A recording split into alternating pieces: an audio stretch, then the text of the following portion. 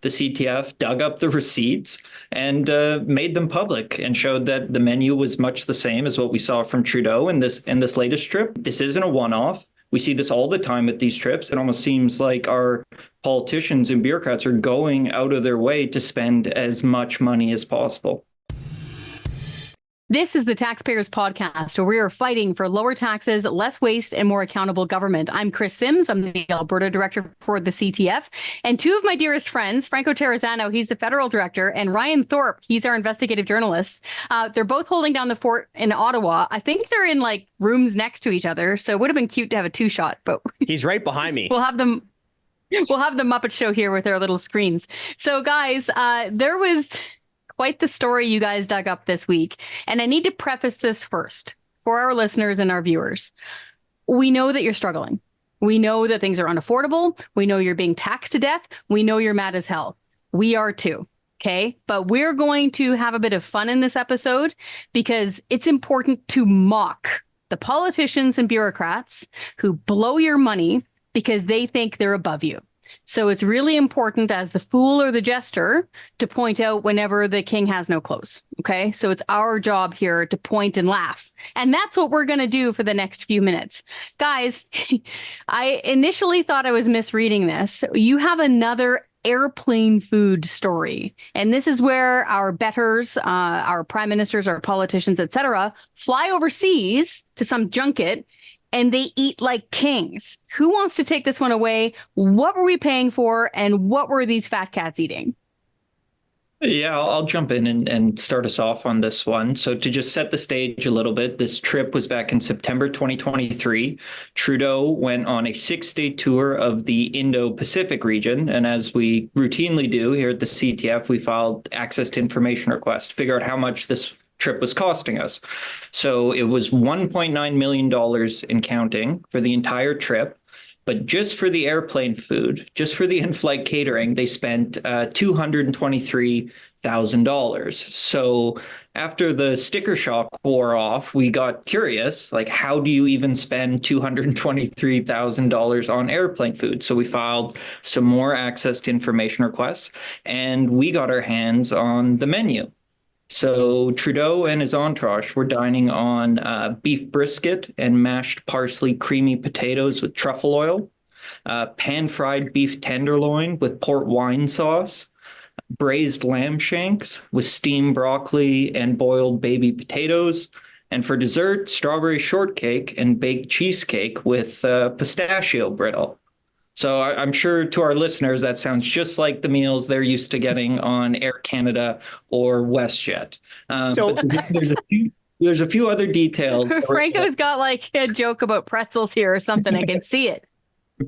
There's a few other quick details from the records I want to hit. So before they left on this flight, they loaded up on $900 worth of pop and chips. All of the juice that they served on board was noted as being freshly squeezed. A special request was put in to stock the plane with Flow water, which I looked it up is like a premium brand of like alkaline spring water that is. Wait, Ryan, that's the drink box water bottle sort of thing. Yes. Flow is exactly that. It's a Tetra Pak. Oh my gosh. Anyway, I've got a really cool keychain with that on it, but go ahead. Well, it's also a Trudeau favorite because we've seen it turn up in his personal grocery expenses. Yes. But my personal favorite was the records indicated that Trudeau's meals had to be garnished and served on fine china dishware. You know, I didn't know that part. Okay. So, sorry. I'm not like a political animal or, political strategist or tactician, but pretty sure you don't need a focus group to tell the prime minister, like, hey, man, like maybe don't spend 223,000 smackers on airplane food when you got people lining around the food bank to get, some ramen noodles. Like, I don't think you need to have a PhD in political science to figure that one out. And, it's probably pretty hard to collect with the middle class when you got a lamb shank stuck in your mouth. You know what I mean? Like, this is absolutely crazy. Like, I'm having a hard time coming up with a joke for this thing because the whole thing seems kind of like a joke to me. $223,000 on airplane food. Now, you might be asking yourself, like, how in the world is that even possible? Well, the good folks at the National Post, they were like, well, what else could we buy for $223,000? They crunched the numbers and they found out that you could get like 10,000 glasses of $16 orange juice for that price. You know, you can fill 8 bathtubs full of Bev Oda orange juice for $223,000. You can also buy 11,000 of the most expensive Subway sandwiches ever. You know, in a more serious note, how many 11,000 and we're not talking about the cold cuts, we're talking about the premium Subway sandwiches. You could buy 11,000 like with roast chicken and avocado on it, man. The good stuff. Yeah. On a more serious note, right, for $223,000, that's like almost 500,000 food bank meals. Right. So maybe put that into perspective, you know, next time the government wants to go on one of these extravagant work trips. And then to get back to the funny, $223,000 is about the same as the tab for the Boston Bruins famous Stanley Cup party that they had in 2011, where they dropped like $100,000 on champagne. So like you spent more than a hockey team? After winning the cup. Okay. So it's pretty ridiculous here, right? Now, Ryan is the one who really dug through these details in our investigative shop here. And like, just want to give a huge kudos to the Canadian Taxpayers Federation supporters and everyone listening here, because like, honestly, if you didn't support us, we wouldn't have an investigative journalist here in Ottawa who's digging this up and who's breaking stories like this. Like, we saw this story covered in the National Post. We saw this story covered in the Toronto Sun. A bunch of other independent media organizations also cover this. We did a bunch of radio interviews on this. But not only did the media cover this, some of the heavy hitters in the House of Commons we're also asking Trudeau about his $223,000 airplane food tab. So we're going to throw to a clip of Mr. Poilievre and Mr. Trudeau going back and forth in the House of Commons on this. Give it a listen. That's a little bit rich coming from him as he raises taxes on single moms for the crime of driving to the grocery store while he treats himself to a jet-setting experience where the food on the plane of a 6-day trip was $220,000. Beef brisket, parsley potatoes with truffle oil, beef tenderloin with port wine sauce, braised lamb shanks, and even cheesecake with pistachio brittle. Mr. Speaker, with Canadians lined up at the food bank, what's on the menu for this Prime Minister this summer? The Right Honourable Prime Minister. Mr. Speaker, the Conservatives continue to use cheap attacks and slogans when they stand against support directly for Canadians.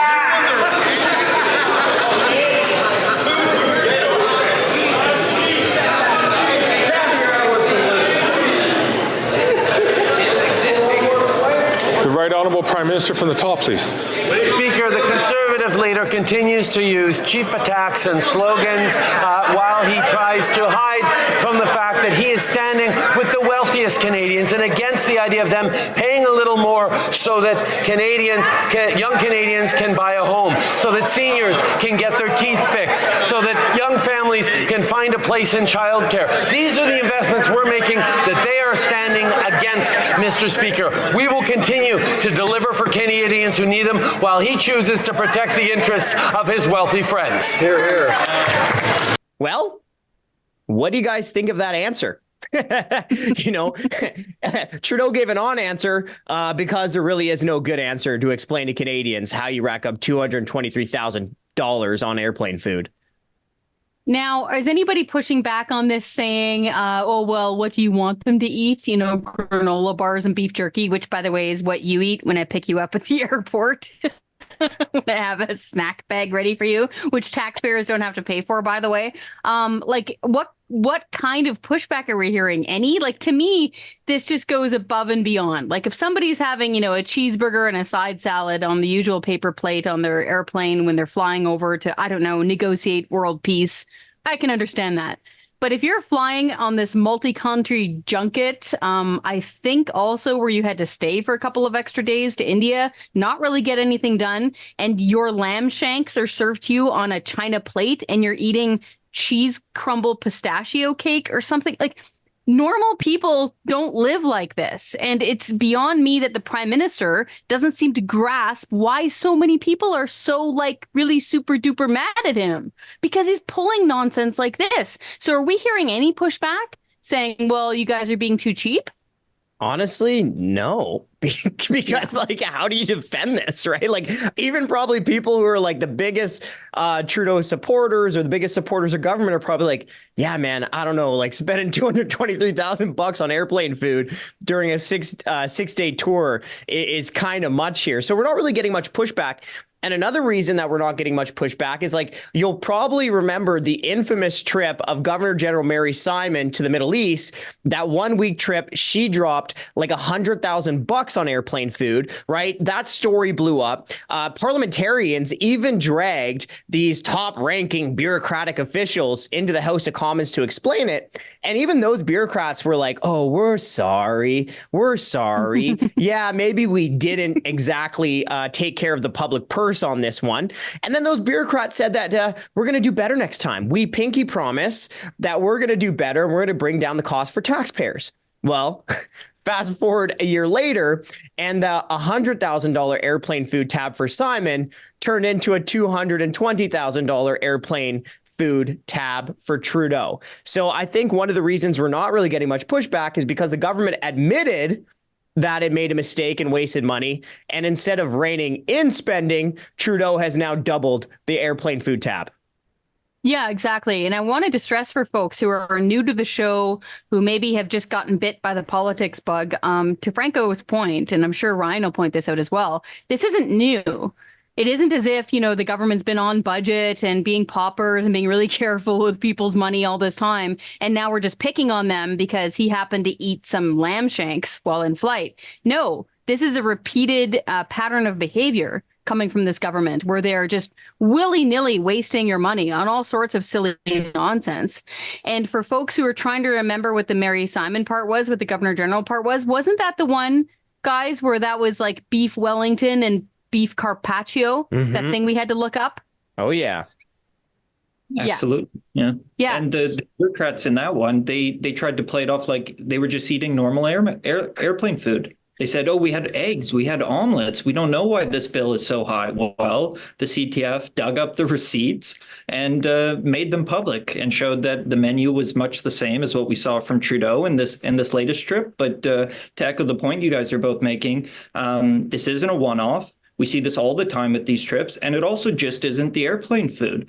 Simon's trip to Iceland, $71,000 at Ice Limo luxury travel, or Trudeau going to the Queen's funeral in London, a $6,000 per night luxury hotel suite. So it is every step along the way with these trips. It almost seems like our politicians and bureaucrats are going out of their way to spend as much money as possible. Yeah, they're sparing no expense while the taxpayers can least afford it, thanks to their high taxes and their inflationary spending. So it's really the worst of both worlds. You know, maybe I'm a bit of a conspiracy theorist, but I'm like almost sure that the government is having a secret contest to see who can spend more money while flying international. And honestly, they're all winning. Like, they're all racking up these huge tabs. And I just want to circle back to what Ryan said there, because when he said the Governor General spent $71,000 on limos in Iceland, like, he meant it. Like, that actually happened. It was a 4-day trip. Mary Simon and her band of bureaucrats spent $71K on limos in Iceland when their hotel was like less than a 10-minute walk away from the main conference center. And, you know, she could have probably bought a brand new BMW. She could have drove the wheels off the thing for 4 days. Then she could have ditched it at the airport with the keys left in it, and she still would have spent less money. Yeah, exactly. And for folks who are saying, are you picking Mary Simon? No, we don't care about her as an individual, as a person. We're talking about the role of the Governor General here, and the fact that the Governor General in this case blew, what is it, more than $70,000 on ice limos in Iceland. Newsflash, the Governor General is the representative of the Crown in Canada. They do not need to leave the geographical confines of Canada at all. ever in their role as Governor General. That's for King Charles III to do if he feels like it, or if he wants to designate one of his kids to do it.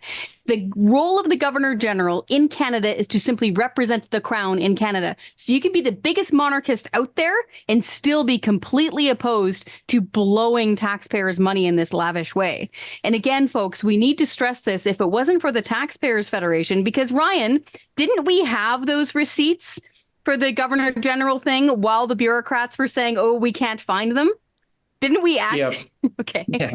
So okay. Let me pick up on that, Chris. Let me pick up on that, because like this also goes to an issue of transparency. So literally while they were at committee, after it was found out after it was found out that the Governor General spent $100,000 on airplane food, and they brought the bureaucrats to committee to explain themselves.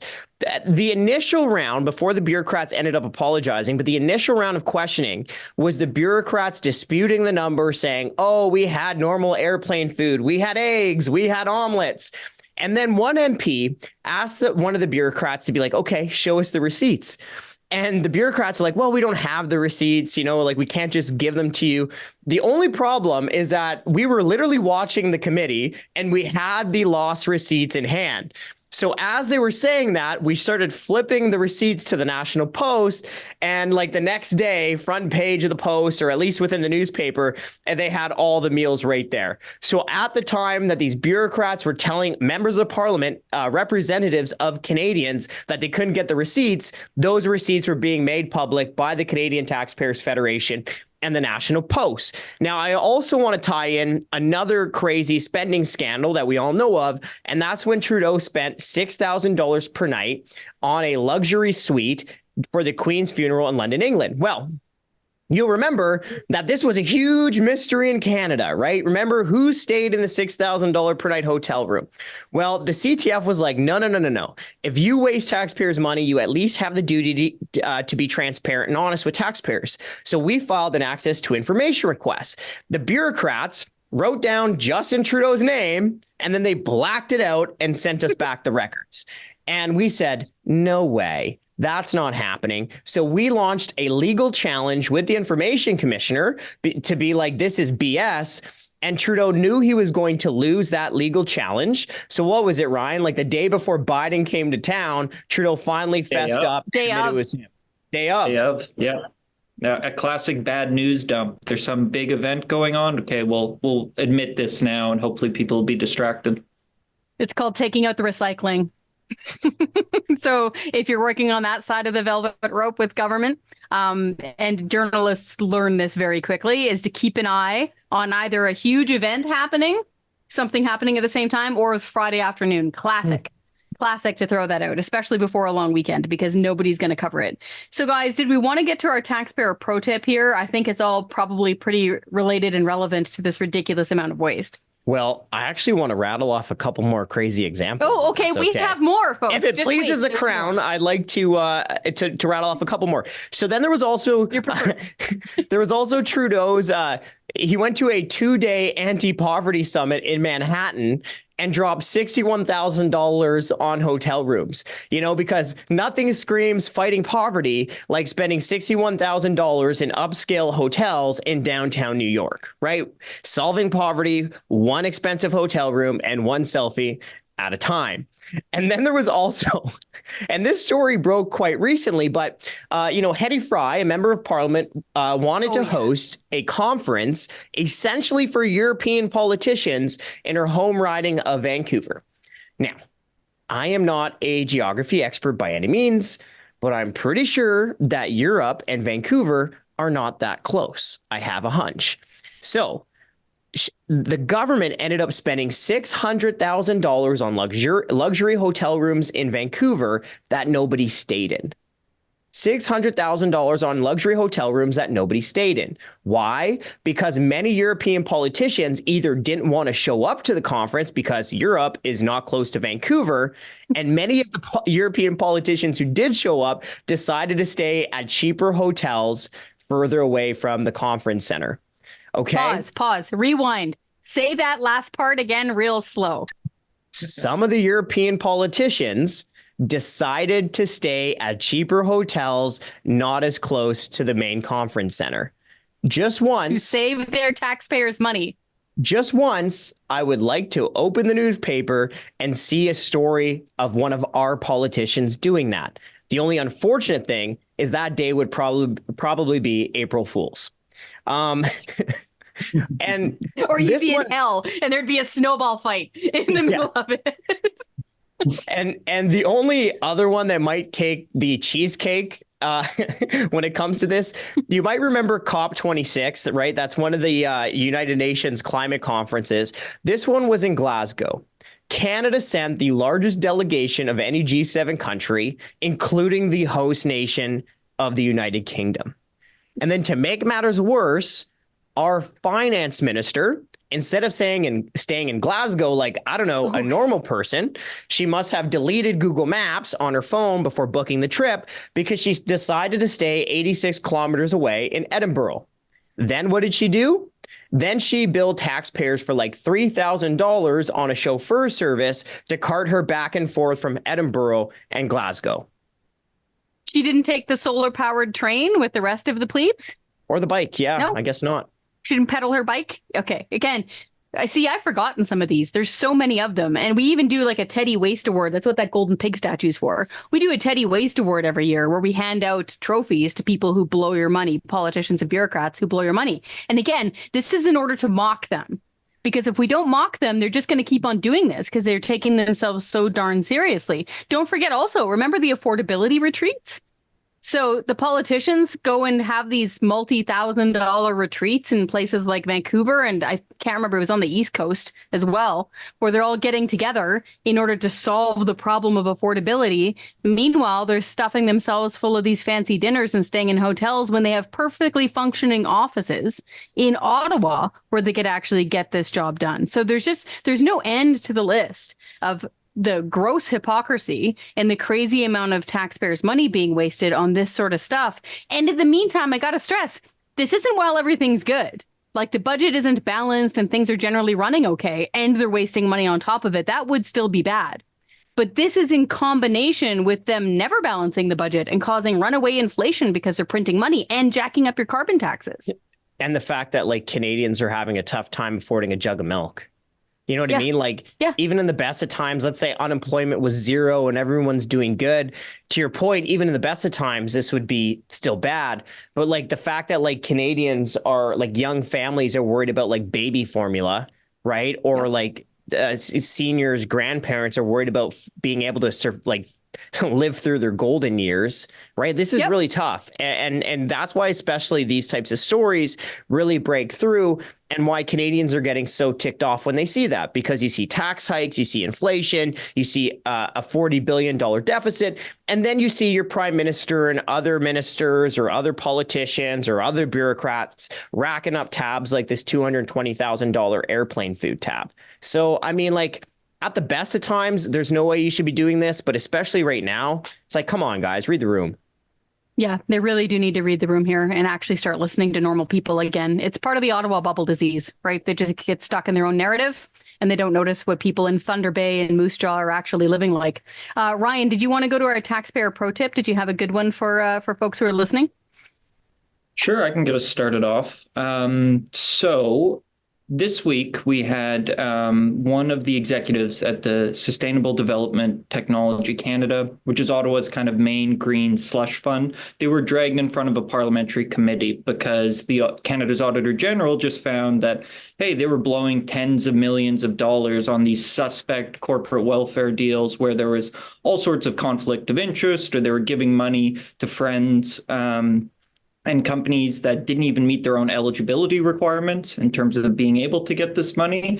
But the executive this week, when called to answer for all of this, her biggest bone to pick was that people had been calling this Ottawa's green slush fund. And she was saying how upsetting it was for the people over at this program to hear Canadians say that, hey, this isn't okay, and that this is a green slush fund. And what it brought to mind was our friend CBC President Catherine Tate. When we blow the whistles on her bonuses over at the state broadcaster, she gets dragged in front of a parliamentary committee and says, well, we don't have bonuses. This is performance pay. So my pro tip, my taxpayer pro tip, goes out to our politicians and bureaucrats, just cut the spin when this happens. Quit trying to spin Canadians. We can all hear what you're saying. We can also all see what you're doing. So cut the spin and just stop wasting our money. Excellent taxpayer pro tip. Mine is related, and that gets back to, the theme of the show, which is wasting taxpayers' money, and it's earnest. So there are politicians in the past who have made changes where they save taxpayers' money. So, for example, in the Mulroney years, it was standard operating procedure for whatever member of parliament existed to always fly the best class you could find, whatever it was, even back in the day in the 80s. So, fancy napkins and lobster, or I don't know how those people lived, but that's how they flew. That was standard.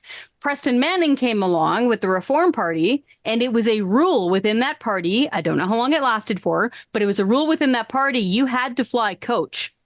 Like, you had to. There was no option of an upgrade. He didn't care if you were flying back all the way up to Prince George. You had to fly coach. Also in British Columbia, back in the 50s and 60s, they had a very famous premier, W.A.C. Bennett. He took taxpayers' money so seriously that he would personally negotiate massive contracts, like infrastructure contracts, to the quarter, like 25-cent mark. And people used to kind of call him wacky, W.A.C. Bennett, for doing that. But it actually spoke to a respect for taxpayers' money in the same way that broken windows theory of crime often works for people, taking care of the little things, making sure you don't allow graffiti, don't allow broken windows, keep an eye on jaywalking. You keep those little things in line, and the big stuff becomes really big, and you'll take it much more seriously.